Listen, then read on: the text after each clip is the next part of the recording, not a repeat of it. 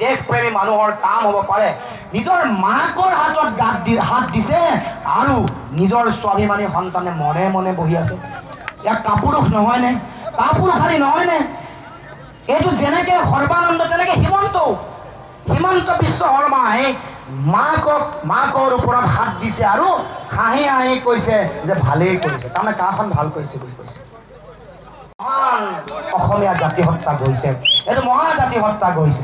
এতিয়া তাত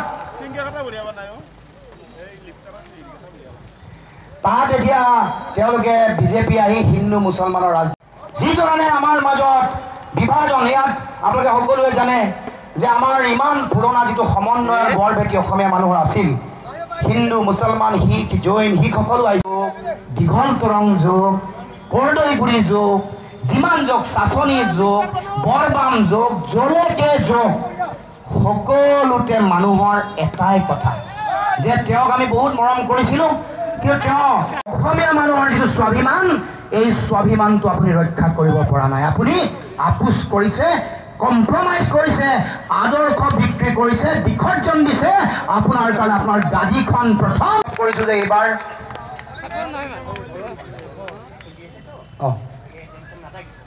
ঠিক আছে ঠিক আছে নাই একো নাই, হয় নাই ঠিক আছে, নাই বহুত দীঘলীয়াকৈ দিছোঁ ঘৰে।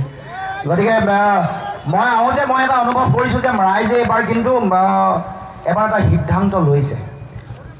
অকল গাঁৱৰ মানুহেই নহয়, গাঁৱৰ মানুহৰ সংখ্যাটো বেছি, গাঁৱৰ মানুহে ভোট দিয়াৰ হাৰটো বাঢ়িছে, এইটোও এটা ডাঙৰ কথা। আগতে গাঁৱৰ মানুহে 50ৰ পৰা 70% মেক্সিমাম, এইবাৰ কিন্তু 80 ষ্টাৰ্ট হৈছে।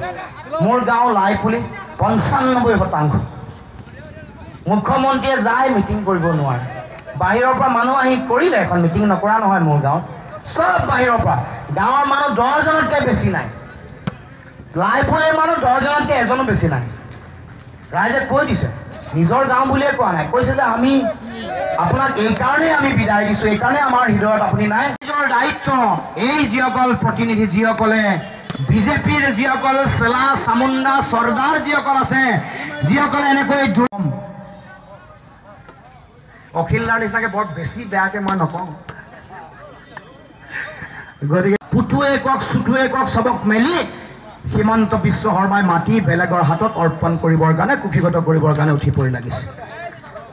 যেতিয়া জনপ্ৰতিনিধিয়ে দালালিত লাগি যাব, দেশপ্ৰেমী মানুহৰ কাম হ'ব পাৰে নিজৰ মাকৰ হাতত হাত দিছে আৰু নিজৰ স্বাভিমানী সন্তানে মনে মনে বহি আছে। ইয়াক কাপুৰুষ নহয়নে? কাপুৰুষালী নহয়নে? এইটো যেনেকে সৰ্বানন্দ তেনেকে হিমন্ত বিশ্ব শৰ্মাই মাকৰ ওপৰত হাত দিছে আৰু হাঁহি হাঁহি কৈছে যে ভালেই কৰিছে, তাৰমানে কাখন ভাল কৰিছে বুলি কৈছে।